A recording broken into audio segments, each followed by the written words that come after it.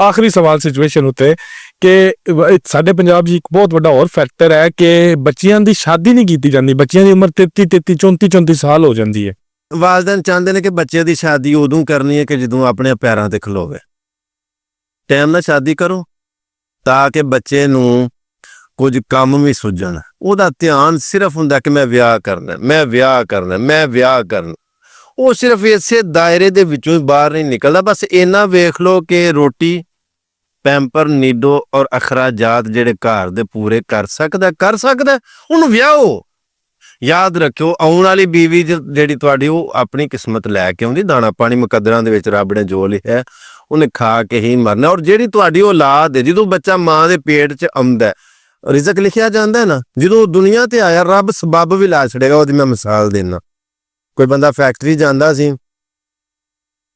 ਤੇ ਇੱਕ ਦਿਨ ਮਾਲਕ ਨੇ ਜਾਂ ਫੋਰਮੈਨ ਨੇ, ਫਰਜ਼ ਕੀਤਾ ਫੋਰਮੈਨ ਨੇ, ਉਸ ਬੰਦੇ ਨੂੰ ਬੁਲਾਇਆ। ਉਹਨੇ ਆਖਿਆ ਤੇਰੀ ਤਨਖਾਹ ਕਿੰਨੀ ਹੈ? ਉਹਨੇ ਆਖਿਆ ਜੀ 50,000। ਉਸ ਆਖਿਆ ਅੱਗੋਂ ਤੋਂ ਤੇਰੀ ਤਨਖਾਹ 30,000। ਉਹਨੇ ਆਖਿਆ ਠੀਕ ਹੈ ਜੀ। ਕੋਈ ਸ਼ੁਕਰੀਆ ਨਹੀਂ ਅਦਾ ਕੀਤਾ ਉਸ ਬੰਦੇ ਨੇ। 5,000 ਤਨਖਾਹ ਵਧੀ ਨਾ, ਸ਼ੁਕਰੀਆ, ਮਿਹਰਬਾਨੀ ਸਰ, ਥੈਂਕ ਯੂ। ਨਹੀਂ ਕੋਈ ਨਹੀਂ। ਜਾ ਕੇ ਕੰਮ ਲੱਗ ਪਿਆ। ਕੁਝ ਦਿਨ ਗੁਜ਼ਰੇ ਨਾ ਤੇ ਉਸ ਫੋਰਮੈਨ ਨੂੰ ਇਹ ਗੱਲ ਬੜੀ ਨਾਗਵਾਰ ਗੁਜ਼ਰੀ ਕਿ ਯਾਰ ਮੈਂ ਦੀ 5,000 ਰੁਪਇਆ ਬਗੈਰ ਆਖਣ ਤੋਂ ਤਨਖਾਹ ਵਧਾ ਦਿੱਤੀ ਹੈ। ਇਹਨੇ ਸ਼ੁਕਰੀਆ ਅਦਾ ਕਰਨ ਦੀ ਬਜਾਏ ਕੋਈ ਯਸ ਨੋ ਓਕੇ ਠੀਕ ਹੈ ਕੁੱਖ ਨਹੀਂ ਬਸ ਟੁਰ ਗਿਆ। ਉਹਨੇ ਨੂੰ ਬੁਲਾਇਆ, ਉਹਨਾਂ ਕਿਹਾ ਗੱਲ ਸੁਣ ਤੇਰੀ ਤਨਖਾਹ ਕਿੰਨੀ? ਉਹਨੇ ਕਿਹਾ ਸਰ ਤੁਸੀਂ 30,000 ਆਖਿਆ। ਉਹਨੇ ਕਿਹਾ ਤੇਰੀ ਫੇਰ 25,000, 5,000 ਘਟਾ ਦਿੱਤੀ ਗਈ। ਕਹਿੰਦਾ ਠੀਕ ਹੈ ਜੀ। ਉਹ ਜਾ ਕੇ ਕੰਮ ਤੇ ਲੱਗ ਪਿਆ। ਉਹਨੂੰ ਆਂਦਾ ਉਹ ਰਾਏ ਨਾ ਤੇਰਾ ਦਿਮਾਗ ਠੀਕ ਹੈ? ਉਹਨੇ ਆਖਿਆ ਸਰ ਕੀ ਮੈਂ ਕੀਤਾ? ਹੁਕਮ ਕਰੋ। ਉਹਨੇ ਆਖਿਆ ਉਸ ਦਿਨ ਤੇਰੀ ਬਗੈਰ ਆਖਣ ਤੋਂ ਤਨਖਾਹ 5,000 ਰੁਪਇਆ ਵਧਾਈ, ਤੂੰ ਕੋਈ ਸ਼ੁਕਰੀਆ ਅਦਾ ਨਹੀਂ ਕੀਤਾ, ਕੋਈ ਮਿਹਰਬਾਨੀ ਨਹੀਂ ਆਖੀ, ਥੈਂਕ ਯੂ ਨਹੀਂ ਆਖਿਆ। ਅੱਜ ਤੇਰੇ ਰਵੱਈਏ ਉਸ ਗੱਲ ਨੂੰ ਵੇਂਦਿਆਂ ਆਇਆ ਤੇਰੀ ਤਨਖਾਹ 5,000 ਘਟਾ ਦਿੱਤੀ। ਅੱਜ ਤੂੰ ਕੋਈ ਸ਼ਿਕਵਾ ਨਹੀਂ ਕੀਤਾ, ਐਸਾ ਲਫ਼ਜ਼ ਨਹੀਂ ਬੋਲਿਆ। ਕੀ ਗੱਲ ਕੀ ਹੈ? ਤੂੰ ਜ਼ਿਹਨੀ ਤੌਰ ਤੇ ਹਾਜ਼ਰ ਹੈ? ਆਖਣ ਲੱਗਾ ਸਰ ਜੀ ਫਿਰ ਸੱਚੀ ਗੱਲ ਪਤਾ ਕੀ ਹੈ,